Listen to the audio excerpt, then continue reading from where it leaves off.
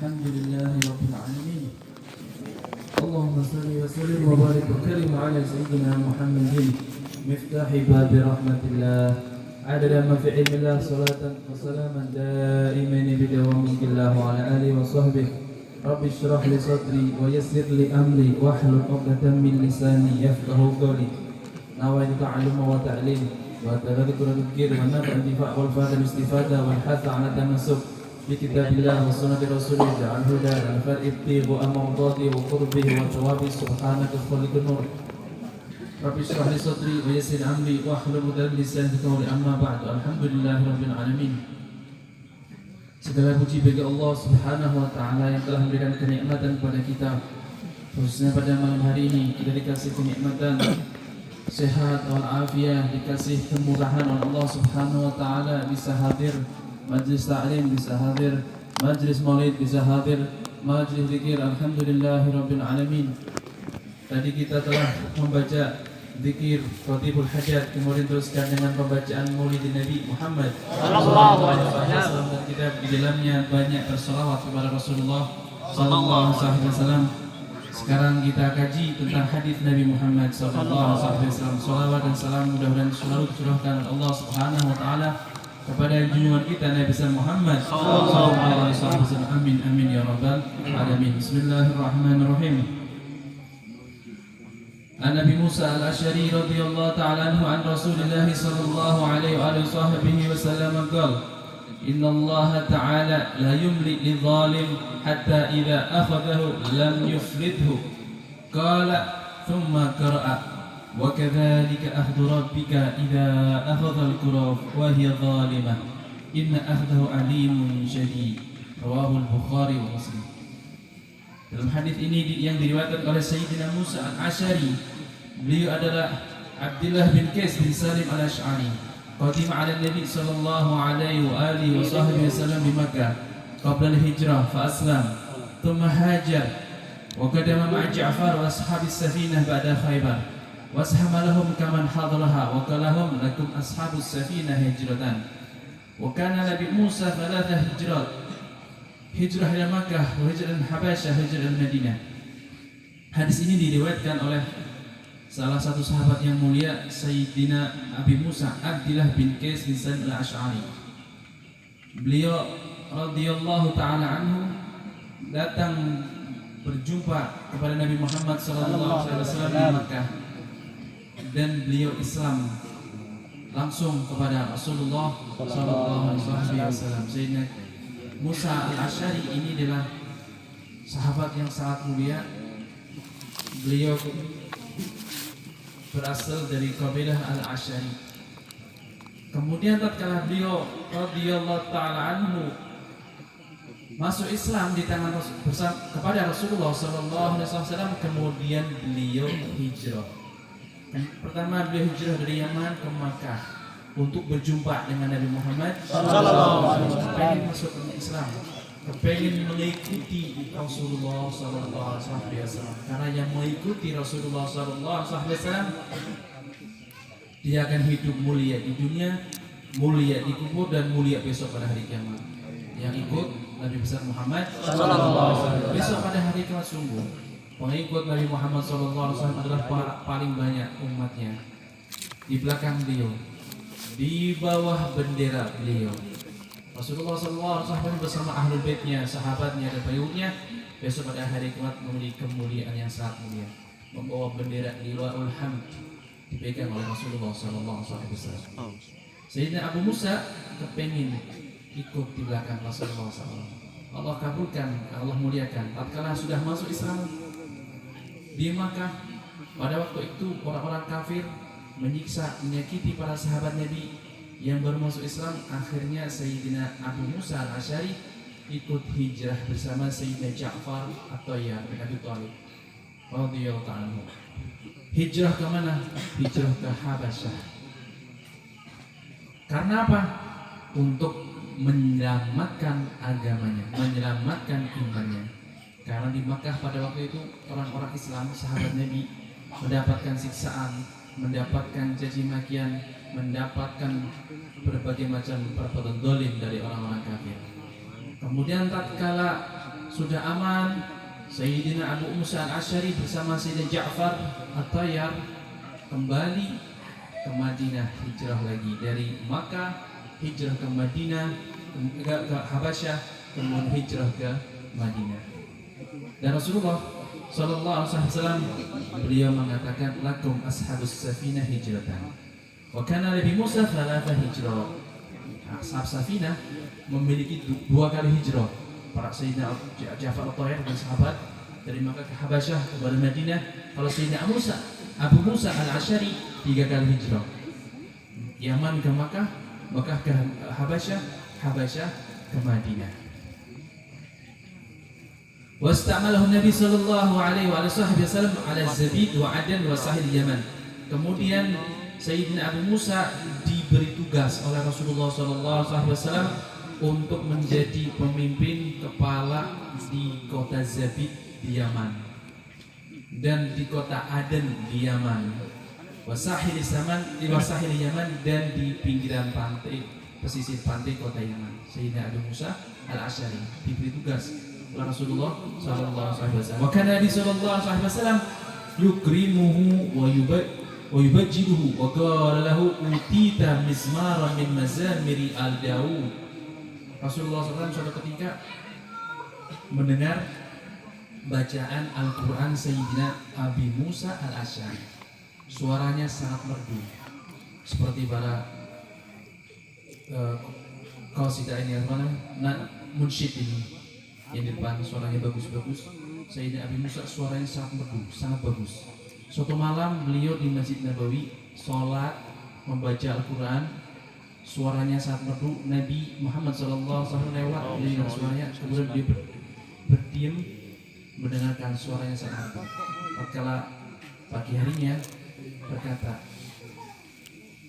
wahai Abu Musa, sesungguhnya engkau telah dikasih mizmar, suara-suara yang sangat merdu, min mazamir al-Daud, seperti mizmar al-Daud. Mizmar itu suara-suara yang sangat merdu, atau dengan kata lain dengan suara seruling, tapi dengan makna suara beliau sangat indah, sangat merdu, seperti suara Nabi Daud. Nabi Daud beliau dikasih mukjizat, salah satunya memiliki suara yang sangat indah, memiliki suara yang sangat merdu. Tatkala beliau Nabi Daud alaihi wa ala nabiyina afdhalus salatu taslim membaca kitab beliau Zabur, tatkala beliau membaca Zabur, semuanya bergerak terdiam, angin langsung berhenti, ada aliran air. Tatkala Nabi Daud membaca Zabur, air langsung berhenti karena saking merdunya suara Nabi Daud. Burung di atas langsung berhenti, mencrok di pohon mungkin. Ada hayawan lain apapun yang dengar suara Nabi Daud langsung berhenti karena merasa kelezatan, nikmat, sangat indah suara beliau Nabi Daud alaihi salam. Besok di surga mungkin Nabi Daud akan membaca qasidah, membaca Zabur, membaca Al-Quran seperti kita di dunia ini. Kalau kita di dunia sering kumpul seperti ini, duduk baca maulid, ada qasidah, besok di surga ada perkumpulan-kumpulan seperti ini. Perkumpulan di surga lebih indah, lebih mulia, lebih hebat ketimbang perkumpulan kita di dunia ini. Karena apa? Besok kita di surga berkumpul dengan orang-orang mulia, aulia Allah, para nabi, para rasul, dan kita berkumpul bersama junjungan kita Nabi besar Muhammad sallallahu alaihi wasallam. Orang yang di dunia tidak suka dengan perkumpulan seperti ini, besok tidak mungkin bisa berkumpul seperti di dunia.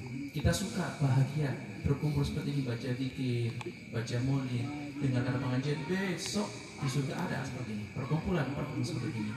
Nabi Daud baca Zaburnya, para penduduk surga sangat merasa kenikmatan telah mendengar suara beliau. Karena Nabi kita Nabi Muhammad sallallahu alaihi wasallam membaca Al-Quran lebih indah lagi, suaranya lebih indah ketimbang Nabi Daud. Nabi, karena Nabi kita al-insanul kamil, manusia yang paling sempurna.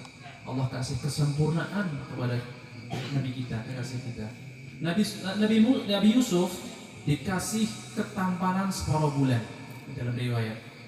Kalau ketampanan digambarkan seperti 1 bulan itu bulan purnama bulat diparok 2, separuh dikasih Nabi Yusuf. Separuhnya lagi dikasih manusia dari Nabi Adam sampai besok pada hari kiamat, mendapatkan sedikit-sedikit. Kalau kita mukanya kayak kita ini, mungkin dapatnya sepercik-percik gitu, sedikit-sedikit. Tetapi Nabi Yusuf separuh. Makanya apa? Beliau sangat-sangat tampan. Sampai diriwayatkan di surat Yusuf, seorang ratu, istri pemimpin, melihat ketampanan Nabi Yusuf tidak tahan. Akhirnya tersebar di masyarakat bahwa ini tuan kita atau ratu kita menyukai budaknya. Akhirnya apa? Sang ratu mengumpulkan perempuan di kota itu, dikasih tempat suatu ruangan, dihidangkan buah-buahan, digelar meja yang panjang. Di situ setiap orang dikasih pisau yang sangat tajam. Untuk apa? Kupas buah. Dikasih itu siapkan apel situ, ada apel, mungkin ada mangga. Ketimun tidak ada apel, mangga mungkin sih. Emangnya juga ada mungkin Arab. Waktu itu apel, setiap orang pegang pisau yang sangat tajam. Kemudian sang ratu ini mengatakan, tunggu, kalian jangan kupas dulu. Duduk di tempat kalian, pegang pisau, pegang apel. Suruh ngupas, bentar, langsung ngupas sedikit-sedikit. Setelah mereka ngupas, sang ratu memanggil Yusuf keluar. Nabi Yusuf suruh keluar. Kemudian wanita, perempuan yang di ruangan tersebut, semuanya melihat Nabi Yusuf alaihissalam. Tatkala melihat Nabi Yusuf, mereka sangat kagum saking tampannya Nabi Yusuf. Di Quran sebutkan, karena saking kagumnya dengan ketampanan Nabi Yusuf, mereka tadinya mengupas apel, tidak terasa mengupas tangan mereka, tidak terasa sakit, karena melihat ketampanan Nabi Yusuf. Misalkan Nabi Yusuf sekarang diturunkan di bumi ini gimana? Mungkin perempuan makanya pada melalai semua. Kenapa? Saking tampannya. Kalau kita, kalau laki-laki melihat Nabi Yusuf gimana? Hancur hati kita. Kenapa? Itu tampan banget. Di dunia sebelumnya kita dikasih seperti ini. Ada yang di lubang tok, mungkin ada. Alhamdulillah ada semuanya. Ini ketampanan Nabi Yusuf. Dan separuhnya ini apa? Karena dibagi di dunia ini semuanya. Dibagi dari Nabi Adam sampai hari akhir itu hanya separuh ketampanan, dibagi-bagi miliaran orang, miliaran manusia. Oleh sebab itu apa?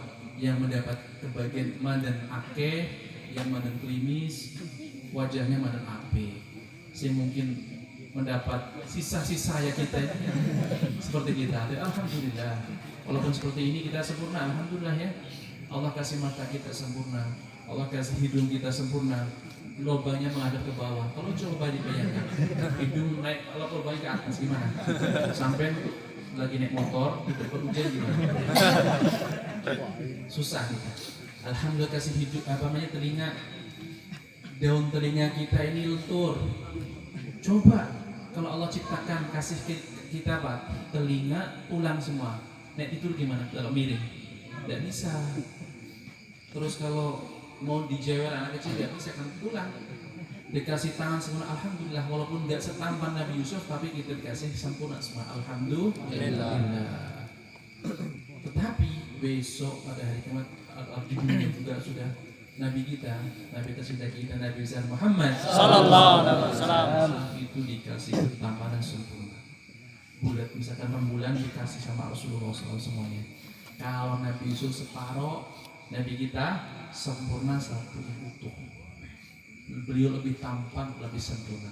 Akan tetapi ketampanan Nabi kita, Nabi besar Muhammad sallallahu alaihi wasallam, tutup dengan haibah beliau, wibawa beliau. Sahabat itu jarang yang berani bertatap muka langsung dengan Nabi kita, Nabi besar Muhammad sallallahu alaihi wasallam. Pasti mereka tatkala bertatapan, berpapasan dengan Nabi kita langsung bertunduk. Karena apa? Haibah, wibawa Nabi kita, Nabi besar Muhammad sallallahu alaihi wasallam. Itu apa? Ketampanan beliau tertutup, tidak terkenal. Akan tapi sesungguhnya beliau lebih sempurna ketimbang Nabi Yusuf. Ini Sayyidina Abu Musa al-Asy'ari, salah satu sahabat Nabi Muhammad SAW, memiliki suara yang sangat-sangat merdu. Sampai-sampai Nabi suka dengan suaranya. Beliau memuji, sungguh engkau telah dikasih mizmarun min mazamiri ali Daud, kasih suara yang sangat indah, yang sangat indah seperti Nabi Daud. Masya Allah, alhamdulillah. Kita dengar kalau suara bagus orang baca Al-Quran enak enggak? Enak, alhamdulillah. Walaupun kita nggak paham artinya, kadang-kadang kalau kelas kita merasa kenikmatan kelezatannya dengan suara-suara yang bagus. Beruntung bagi orang-orang laki atau perempuan dikasih suara bagus, tapi digunakan untuk baca Al-Quran, untuk baca sholawatan, untuk bahasa kajian itu manfaat. Ketimbang dikasih suara bagus untuk apa? Untuk sesuatu yang tidak manfaat, itu kurang manfaatnya, kurang bersyukur pada Allah Ta'ala. Kalau dikasih suara bagus, baca Al-Quran supaya apa? Orang kalau dengar renyuh akhirnya bisa meneteskan air mata. Suaranya bagus untuk baca Al-Quran, karena dianjurkan oleh Nabi kita kalau kita baca Al-Quran, kalau bisa dibikin bagus enak. Kalau tidak bisa, semampu kita. Walahul athar adim fi yawm atas wal fath wal azhar al-asbahan walamma qarba mautahu zada istihaduhu faqila lahu fi dhalik wa faqala al-khair idza ma qarabat ra'sa majraha akhrajat jami'a ma indaha. Ini suatu ketika beliau Sayyidina Abu Musa ini yang suaranya sangat merdu, di akhir hayatnya banyak sahabat kancah-kancahnya, teman-temannya itu melihat semangat beliau taat tambah semangat. Udah mungkin sakit atau udah umur yang agak tua, tetapi taatnya ibadahnya tambah semangat luar biasa. Beda kalau kita ya, nek muda masih malas, mandan tua malas sedikit, nek tua tambah malas. Nek Sayyidina Musa ini tambah tua, mendekati ajalnya beliau tambah semangat. Ditanya, kenapa engkau melakukan seperti itu? Beliau mengatakan, al-khair idza ma karubat ra'sa majruha akhrajat jami'a ma indah. Dia menjawab dengan jawaban yang sangat mulia. Kalau kita tahu ya, ini kuda kalau dia lari, kuda lomba itu kencang, kalau sudah dekat finish, kuda itu apa? Pasti akan dipaksa untuk lari supaya juara satu. Itu jawabannya seperti itu. Paham apa enggak? Jadi kalau kita sudah tambah tua, seharusnya apa? Tambah taat, tambah banyak ibadah melalui Gusti Allah. Karena kita sudah dekat tuh, malaikat pencabutnya udah nunggu di situ. Gimana? Nah, kita bisa melihat malaikat pencabut nyawa. Misalkan kita malam hari ini Allah buka kasyaf yang menutup kita ini, melihat malaikat pencabutnya udah nunggu di situ, megang buku daftar yang hadir di jam sekarang. Gimana? Takut apa enggak? Tambah semangat apa enggak? Seperti itu seharusnya. Sayyidina Abu Musa seperti itu. Nek kuda balap udah dekat finish, ya pasti akan tambah kencang, bukan tambah dekat finish tambah lembut, kalah nanti. Finishnya kalah dengan yang lainnya. Karena tujuan kita, pedoman kita juga di surat Idza ja'a nasrul al-fath itu disebutkan tatkala beliau sudah menyampaikan risalahnya semuanya, turunlah surat ini. Terus yang paling paham itu Sayyidina Abu Bakar. Ada sebab nuzul salah satunya surat ini bahwasanya beliau sallallahu alaihi wasallam sudah dekat aja. Sayyidina Abu Bakar nangis. Idza ja'a nasrullahi wal fath wa ra'aitan nas yadkhuluna fi dinil afwaja fasabbih. Diperintahkan. Kalau udah umur kita udah tua 40 tahun ke atas itu harus sering koreksi, sering muhasabah. Perintah Allah fasabbih bihamdi rabbika wastaghfirhu innahu kana tawwaba. Bertasbihlah. Artinya apa? Semakin mendekatkan diri kepada Allah, memperbanyak ibadah, tasbih, tahlil, istighfar dan bertobat kepada Allah Ta'ala. Supaya apa? Kita bisa finish kencang seperti Sayyidina Abu Musa al-Ash'ari. Nah, ini hadis yang diriwayatkan oleh beliau bahwasanya Rasulullah bersabda, sesungguhnya Allah Ta'ala itu la yumli lidzalim hatta idza akhadhahu lam yufrithu. Sesungguhnya Allah Ta'ala itu membiarkan orang-orang yang suka berbuat zalim, membiarkan apa? Membiarkan mereka dicurahkan ibadah diululu, berbuat zalim dicurahkan. Yang orang-orang berbuat zalim Allah biarkan panjang umur. Supaya apa? Supaya mereka banyak berbuat zalim. Banyak enggak orang yang berbuat zalim, pemimpin yang zalim, Subhanallah, kebanyakan mereka berbuat pemimpin-pemimpin yang zalim itu umurnya tua, tambah kuasa, tambah duit akhirnya justru diulur jur silakan. Sekarang ibaratnya bahasa ini dulu. Karakmu apa? Tapi tunggu. Idza akhadahu lam yufithu. Jika Allah akan mengadabnya nanti akan dikasih azab yang sangat pedih, yang akan sangat merata dari berbuat dolimnya. Semua dari awal sampai akhir berbuat dolimnya akan dimintai pertanggungjawaban. Itu orang-orang yang suka berbuat dolim. Kita juga dari hadis ini bisa mengambil pelajaran. Kalau kita misalkan mudah-mudahan Allah menolong kita, mudah-mudahan Allah memberikan sifat lembutnya kepada kita. Setelah kita bermaksiat kepada Allah, kok misalkan dikasih gampang seperti ini, kita harus koreksi. Kok aku berbuat kok maksiat kok kayak gampang teman, agak kayak gini digampangkan. Misalkan agak gue jukut barangnya kok, subhanallah anak kanca sing batiri yuk teraku. Kayak gampang teman, agak bunga maring tempat maksiat. Orang di kendaraan, subhanallah, yang bonceng aku ngarep bareng. Kok digampangkan kayak gini? Nek ngaji, agak ngaji udah, agak ngaji terang, kendaraannya bocor, laka baterai sih nyamperti. Nek kok seperti itu, nek masih kayak gampang, nah itu kita harus berkaca. Ini ada apa? Wah, harus hati-hati. Mudah-mudahan Allah Taala menolong kita. Mudah-mudahan Allah Taala selalu memberikan sifat lembutnya kepada kita. Amin. Amin ya rabbal alamin. Karena bahaya ini kata Nabi Muhammad SAW. Sesungguhnya Allah Taala itu akan membiarkan orang-orang berbuat dolim di muka bumi ini dibiarkan mereka. Dulu Fir'aun berbuat dolim, membunuh setiap anak laki-laki yang dilahirkan dari kaumnya Nabi Musa. Semua anak laki dibunuh semua. Nah itu kan dolim ya. Kalau buat dolim seharusnya Allah langsung ini musnahkan aja, tapi tidak, semua biarkan. Sampai berapa tahun lamanya sampai lahir Nabi Musa. Baru apa? Lewat situ Allah mengadabnya.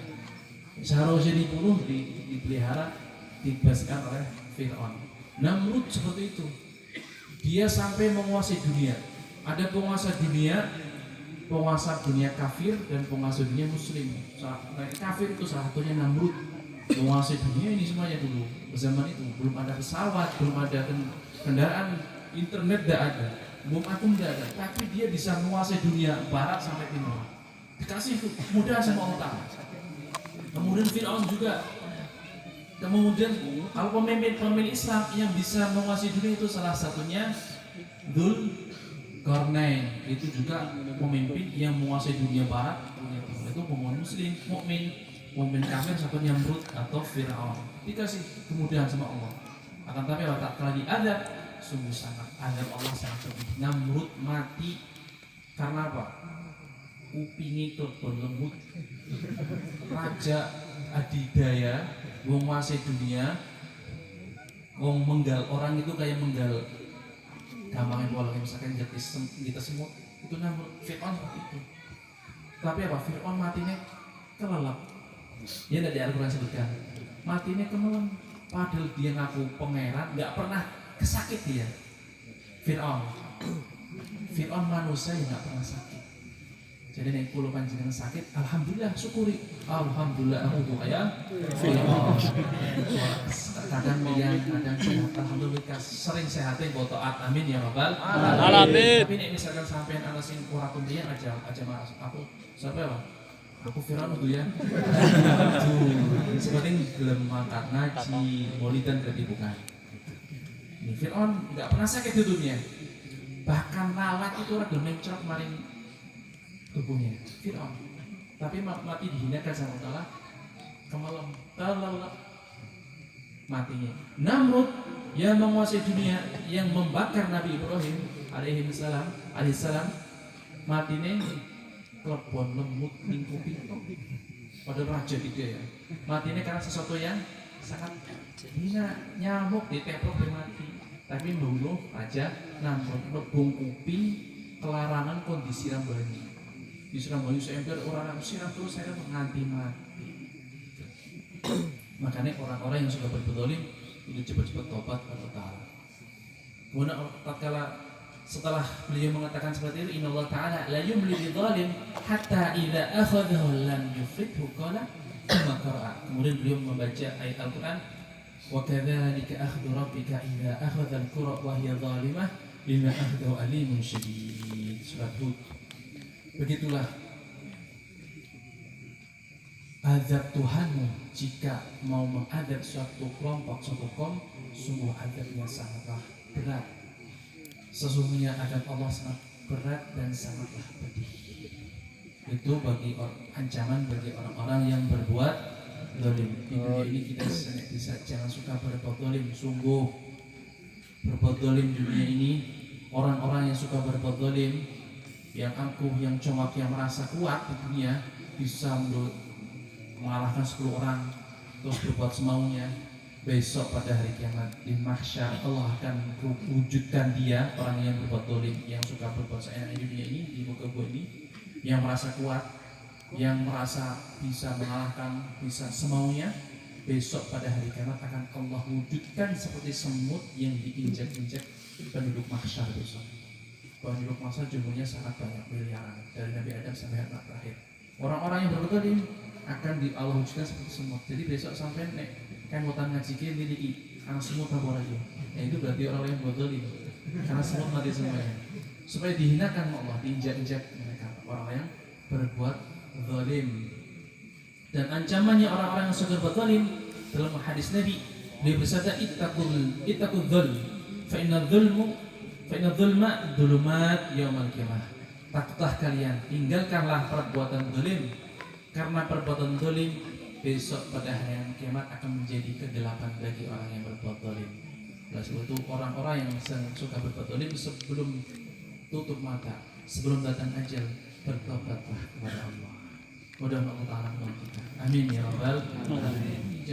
Mereka orang-orang berbuat zalim dunia, mereka merasa apa? Paling kuat, paling berkuasa. Mereka sekarang mungkin duduk berkuasa, menguasai orang banyak, kemudian berbuat semaunya. Apa dia nggak ingat bahwasanya sesungguhnya raja di raja adalah Allah Subhanahu wa Ta'ala yang akan meminta pertanggungjawaban orang-orang yang suka berbuat zalim. Dia mungkin jadi ketua, dia mungkin jadi pemimpin. Kalau dia berbuat semaunya, ingat semua orang akan mati. Kullu nafsin dha'iqatul maut. Sebagai bernapas tubuh akan mati. Macan singa yang menakutkan seperti itu merekam rusa atau merekam kuda atau gajah, besok pada hari kiamat juga akan diminta pertanggungjawaban Allah. Jadi semua dihisab, kita dihisab, diminta pertanggungan Allah. Orang yang berbuat zalim, hewan yang berbuat zalim, bukan berbuat zalim di dunia, tugasnya seperti itu. Tugasan macan itu singa, besok dihisab. Nek anak macan merekam rusanya besok gantian merekam macan. Nek wis rampung dadi lebu. Singa pernah merekam kuda, pernah merekam jerapah, atau pernah merekam anak rusa, besok anak rusa ini merekam mak singa. Dulu di dunia ada kambing bijik-bijikan, ini ada kambing lebih tua, lebih kuat, bijik kambing sing lebih cilik, takutan betina. Akhirnya sing kambing lebih muda, sumune misalkan patah atau dia luka, besok pada hari kiamat gantian. Sing lemah kon bijik, sing tua dibijik. Nek rampung dadi itu. Tapi nek manusia berbuat zalim, apakah seperti itu? Ya, akan diminta perjawaban dan tidak akan dicukupi, tapi akan disiksa oleh Allah Subhanahu wa Ta'ala. Kemudian dalam hadis yang lain, beliau sallallahu alaihi wasallam bersabda, la tadzalamu fadad'u fala yustajab lakum wa tastasqau fala tusqau wa tastansiru fala tunsaru. Janganlah kalian wahai manusia berbuat saling zalim, menzalimi selama yang lain. Tatkala kalian berbuat zalim, tatkala kalian berdoa minta kepada Allah, tidak akan dikabulkan doa kalian, tidak didengar doa kalimat Allah. Tatkala kalian minta hujan, minta air, tatkala kemarau, tidak akan dikasih oleh Allah Ta'ala. Dan tatkala kalian minta pertolongan, tidak akan dikasih pertolongan oleh Allah. Bagi siapa? Bagi orang yang berbuat zalim. Kemudian dalam hadis yang lain, Rasulullah bersabda, ittaqi da'watal madlum fa innaha tas'adu ila sama ka'anha syirah. Takutlah kalian dari doa orang-orang yang terzalimi. orang-orang yang lemah, yang didolimi, kalau dia berdoa mengangkat tangan kepada Allah Ta'ala, doanya itu akan naik ke langit seperti kilat sampai kepada Allah. Dalam hadis lain, da'watul madlum walau kana kafiran laisa duna hijab. Doanya orang terdolimi walaupun dia orang kafir, kata Nabi Muhammad SAW, doanya tidak akan ditolak, langsung sampai kepada Allah Ta'ala. Itu ada yang ngomong sing terdolimi, hati-hati. Sampai misalkan teman-teman nih biasa ada sing di sekolah ini, biasa ya sekolah sing lebih gede, sing lebih kuat biasanya malaki, sing cilik-cilik, sing lebih janda. Pernah ada mas? Ya pernah minta maaf cepat-cepat. Karena apa? Tatkala dia didolimi dia sakit, sedih, karena nggak mampu untuk membalas, tapi dia mampu untuk minta kepada Allah. Hati-hati. Kalau orang yang didolimi mengangkat tangan nangis kepada Allah, doanya pasti akan dikabulkan walaupun suatu saat nanti. Jadi sampai kita itu jangan merasa aman kok. Wis telung tahun wis ora ketemu maning si amper telah pernah berbuat dolim pada fulan misalkan. Wis telung tahun sekalian. Misalkan dia telah didolimi langsung nangis minta, hati-hati. Balasannya mungkin nggak langsung, tapi suatu saat sampai akan mendapatkan balasan dari Allah dari doa orang-orang yang terdolimi. Oleh sebab itu, sebelum datangnya ajal, kalau misalkan kita pernah berbuat dolim pada seorang, datangnya minta maaf, minta halalnya di dunia ini. Karena besok kalau kita mati, minta maaf tidak bisa. Besok dihisab itu di hadapan Allah, orang yang didolimi minta pertanggungjawaban Allah ini. Fulan dulu dan dunia sering jotosi aku, sering jitaki aku misalkan. Saya berbuat dolim padaku, aku minta pertanggungjawaban ya Allah. Terus Allah mengatakan, hei, kamu berbuat dolim kenapa? Terus gimana jawabannya? Sekarang balas kebaikan kamu, berikan pada dia. Nek dua kebaikan akan dikasihkan pada orang yang terdolimi. Kalau tidak punya kebaikan gimana? Perbuatan jelek yang terdolimi dikasihkan pada orang yang mendolim. Nek nggak ada gimana? Dipertanggungjawabkan di dalam nerakanya Allah Ta'ala. Nah, orang yang terdolimi itu paling mulia itu kalau cepat-cepat mau memaafkan. Kita misalkan suatu ketika didolimi sama seorang, sakit kita. Tapi kalau kita kepengen kumpul bersama Nabi Muhammad SAW, kita harus cepat-cepat bisa memaafkan. Sebelum dia minta maaf, kita maafkan. Karena sifatnya Kanjeng Nabi seperti itu. Kalau yang berhubungan dengan beliau nggak pernah marah. Tapi kalau berhubungan dengan agama, beliau marah. Kalau marah nggak ada yang berani untuk menghadapi marahnya Rasulullah SAW. Tatkala syariat Gusti Allah diinjak-injak itu Kanjeng Nabi Muhammad SAW. Kalau kita kepengen kumpul bersama beliau, contoh sifat-sifatnya mulia beliau, salah satunya suka memaafkan. Dia wis takabura. Karena apa? Wa man afa wa aslaha fa ajru Allah. Barang siapa yang suka memaafkan kemudian berbuat baik, wis ngapura wong sing berbuat dolim, terus napa berbuat balik, wis aku ngapura nih kok ingin nakal karaku karena aku sampean kepengen tuh jajan lebih duit kan, wis tak duit. Orang seperti ini, wa man afa wa aslaha fa ajru Allah. Besok pada hari kiamat ada panggilan, wahai orang-orang yang pahalanya ditanggung oleh Allah berdiri. Pada hari kiamat tidak ada yang berdiri. Panggilan satu. Panggilan kedua, wahai orang-orang yang pahalanya ditanggung oleh Allah berdiri, nggak berdiri lagi. Akhirnya yang ketiga, wahai orang-orang yang suka memaafkan, berdirilah. Kemudian berdiri dan jumlahnya sedikit. Kemudian masuklah kalian ke surga Allah Ta'ala lewat pintu manapun yang kalian kehendaki. Kira-kira KPI ini mana asal dulu sampai di misalkan ada panggilan, masuk sudah apa hisap, pengen apa? Kepengin pun. Nek kepengin seperti itu. Dan dunia nek sampai misalkan jenenge bocah, jenenge kaca kadang-kadang nakal. Ya wis lah ngapura. Nek wong suka ngapura seperti itu, sifatnya mengikuti sifat Nabi, insyaallah akan dikumpulkan bersama Nabi Muhammad sallallahu alaihi wasallam, akan dimuliakan, mendapatkan panggilan wahai orang-orang yang pahalanya ditanggung oleh Allah Subhanahu wa taala. Masya Allah. Tapi berat nih. Berat ketulanan dunia, ketulanan berat. Tapi ini dibandingkan dengan balasan dari Allah, rasa berat nang dunia ini tidak akan ada apa-apanya. Nah kita kemutan loh. Oh ya, ini sing surga sudah diperintahkan untuk surga lewat pintu manapun. Kita bayangkan seperti itu mungkin belum terbayang. Orang aku bisa tetap inteng, orang tembak jarak jauh. Nah, sekarang seperti itu biasanya kadang kita. Tapi yang gelem memaafkan itu lebih baik. Wa man afa wa aslaha fajru Allah.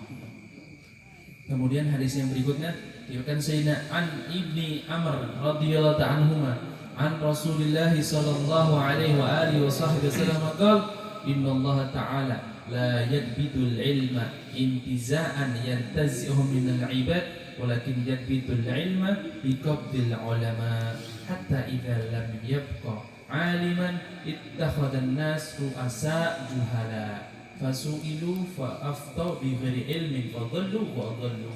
Riwayat Bukhari wa Muslim.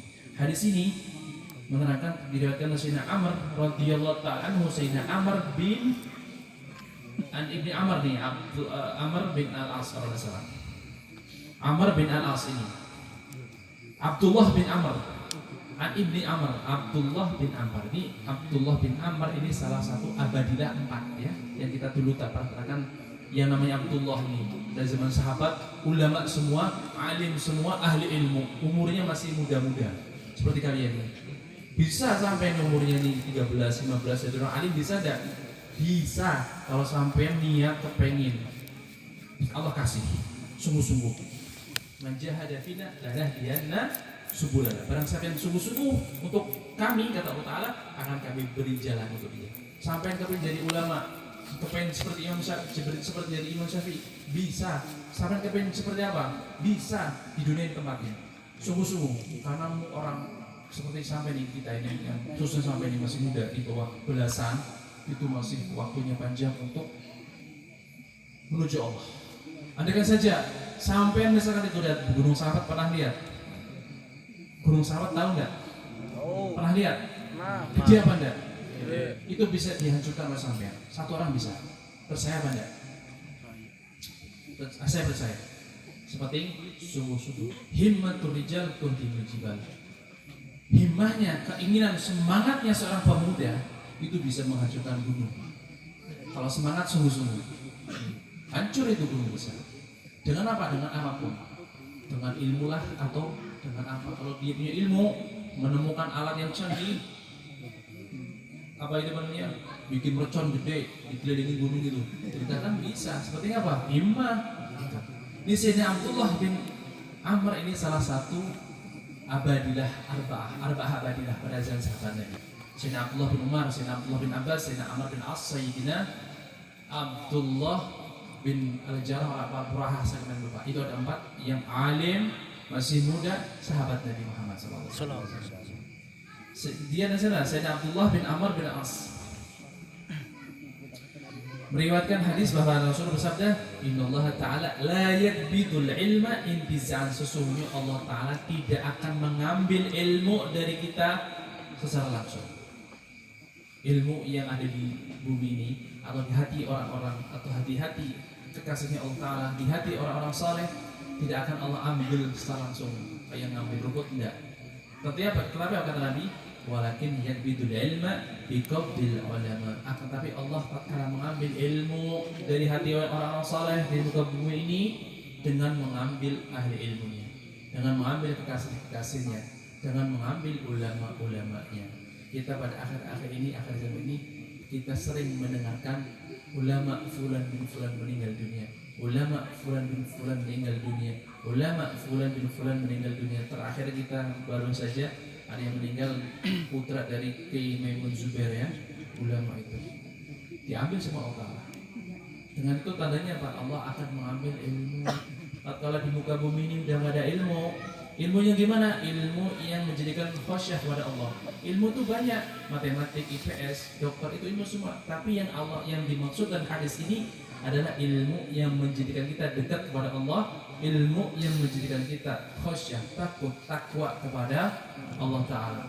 Allah akan mengambil ilmu ini tersebut dengan apa? Dengan mengambil ulama-ulama tersebut. Walakin yakbidul ilma biqabdil ulama hatta idza lam yabqa, sampai tatkala ulama sudah banyak meninggal atau bahkan tidak ada lagi ulama di muka bumi ini, ittakhadhan nas ru'asa juhala, maka manusia-manusia akan mengangkat pemimpin untuk mereka Akan tapi pemimpin tersebut adalah pemimpin yang bodoh, nggak punya ilmu. Ada nggak sekarang pemimpin yang bodoh? Orang bodoh jadi kepemimpin, ada nggak? Sering terjadi, sering kita dengar. Gitu. Berarti kita udah hidup di akhir zaman sesungguhnya kata Rasulullah. Tatkala seorang manusia mengangkat pemimpin di antara mereka orang yang bodoh, tatkala pemimpin tersebut atau yang mereka anggap ulama itu dimintai fatwa, dimintai suatu hukum, maka dia akan berfatwa tanpa ilmu. Tatkala dia berfatwa tanpa ilmu, dia sesat. Kenapa? Yang diucapkan adalah dari hawa nafsunya, bukan dari dasar ilmu. Dia sesat, dan orang yang meminta fatwa, orang-orang yang mendengar jawaban orang ini juga akan tersesat. Jadi orang sesat dan menyesatkan. Itulah orang-orang yang diangkat oleh manusia akhir zaman nanti. Mungkin mudah-mudahan kita tidak menangi orang-orang pemimpin yang bodoh yang akan diminta fatwa tanpa ilmu. Kalau sekarang mudah-mudahan Allah menjaga untuk kita, ulama-ulama kita, orang-orang saleh kita, menjaga mereka panjang umur, kesehatan dan kemuliaan. Amin ya rabbal alamin. Seperti itu. Atau dalam riwayat yang lain, ulama menafsirkan hadis ini, Allah itu mengambil ilmu dari hambanya, tidak diambil otomatis di orang ulama meninggal tidak, tetapi ulamanya sudah tidak mau keluar lagi, tidak mau berjumpa manusia atau tidak mau memberikan jawaban lagi. Itu akan datang apa? Akan datang juga. Masih ada orang alim, masih ada orang soleh, mereka memiliki ilmu yang khasyah pada Allah, yang mau bertanggung jawab dengan Allah, tetapi mereka bersembunyi. Nampak sudah zamannya tidak keluar lagi, ada nanti zaman. Sekarang alhamdulillah kita masih punya guru-guru mulia, ulama masih mau datang kepada kita, mengajari kita, memberi petunjuk kepada kita, tapi suatu saat mereka tidak akan datang lagi. Tatkala mereka tidak datang gimana? Kita ini kayak seperti anak ayam ditinggal induknya, piak-piak lari ke sana, sebar hilang. Akhirnya apa? Dimakan kucing, dimakan ini, disambar oleh biar kelasnya hilang semuanya. Karena apa? Tidak ada pelindung, tidak ada yang memberikan petunjuk hidayah. Mereka ulama orang saleh akan tidak keluar lagi. Mereka hanya beribadah, tapi selamat dari fitnah akhir zaman. Sebelum datang waktu itu, ambil kesempatan kita. Kalau masih ada ulama, masih ada tempat pengajian yang bagus, datangi, minta petunjuk, dengarkan pengajian. Mudah-mudahan Allah menolong kita, memberikan hidayah petunjuk. Amin ya rabbal alamin. Akan tapi tanda-tanda hal tersebut sudah semakin banyak dan semakin dekat. Kata Imam Syafi'i,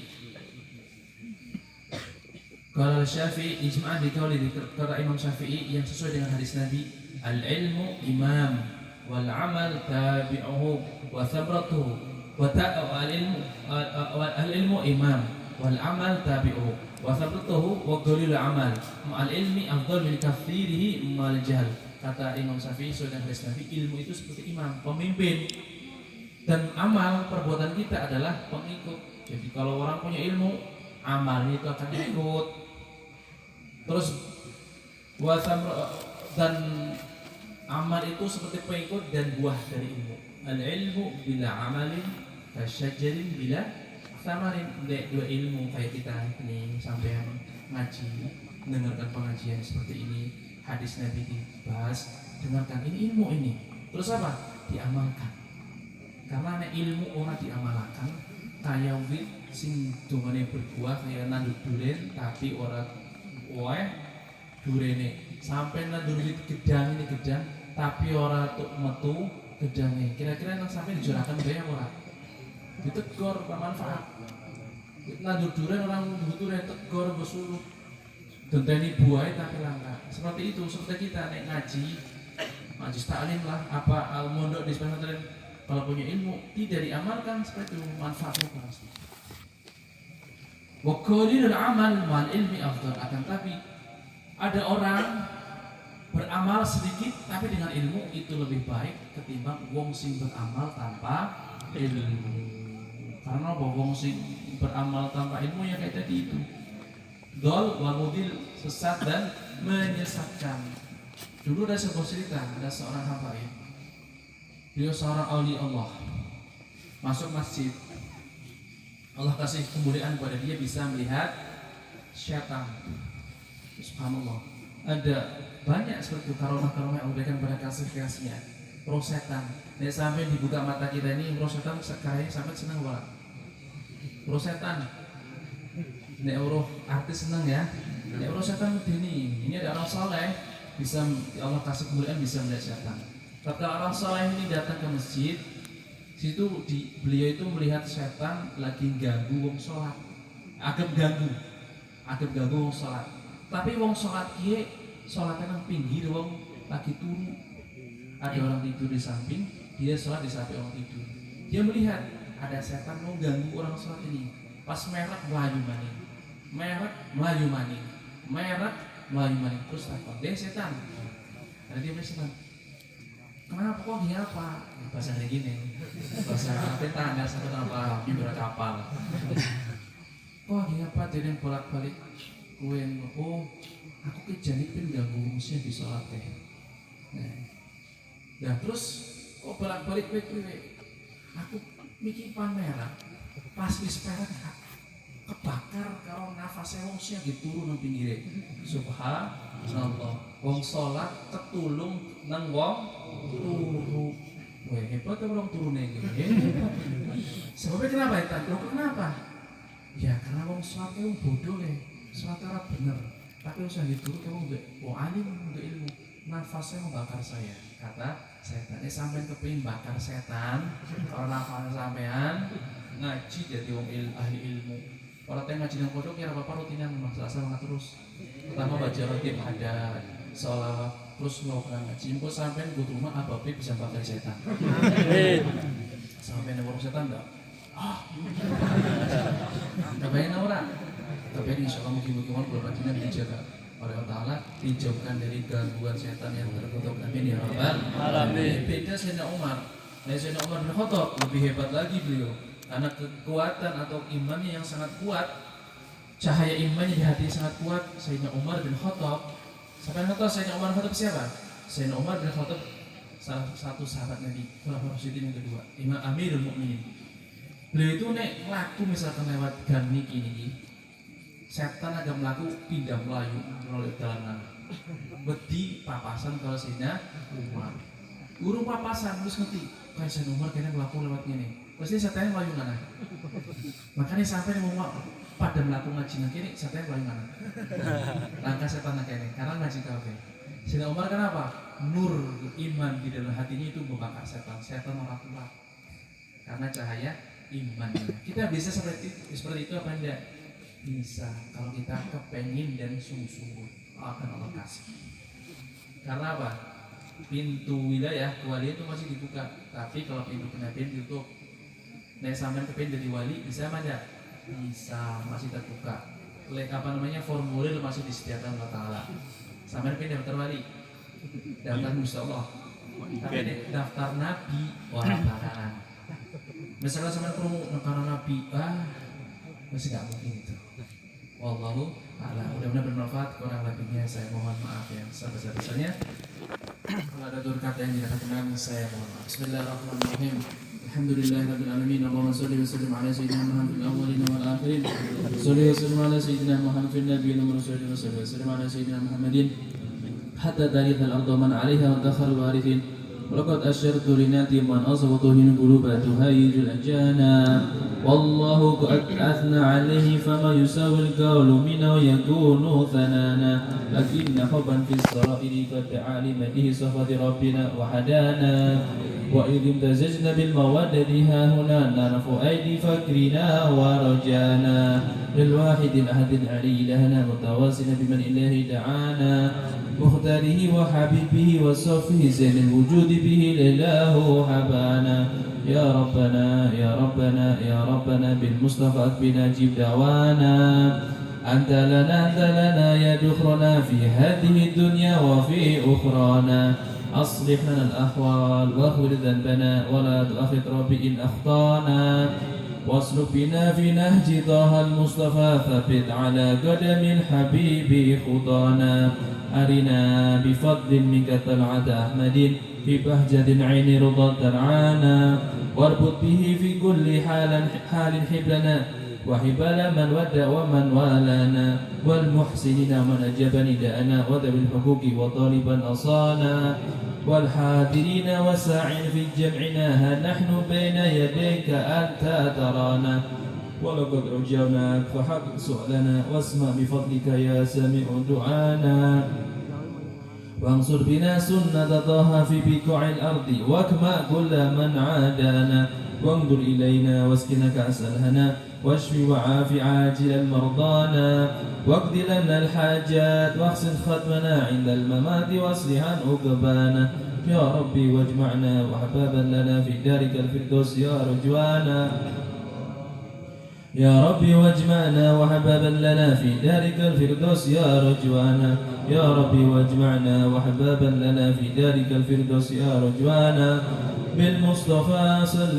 عليه وآله ما حرقت ريح الصباء غصانا سبحان ربك رب العزة عما يصفون وسلام على المرسلين والحمد لله رب العالمين إن الله وملائكته يصلون على النبي يا أيها الذين آمنوا صلوا عليه وسلموا تسليما الصلاة والسلام عليك يا سيد المرسلين الصلاة والسلام عليك يا خاتم النبيين الصلاة والسلام عليك يا من أرسله رحمة للعالمين ورضي الله تعالى عن أصحاب رسول الله أجمعين الفاتحة.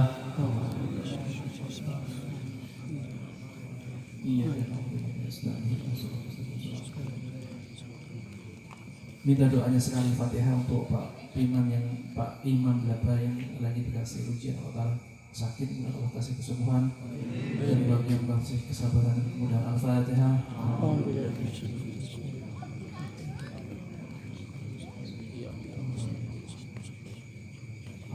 Sallallahu alaihi wasallam. Rabbana taqabbal minna innaka antas samiul alim wa tub alaina innaka antat tawwabur rahim. Wa sallallahu ala sayyidina Muhammad sallallahu alaihi wasallam. Alhamdulillahirabbil alamin. Wa assalamualaikum warahmatullahi wabarakatuh.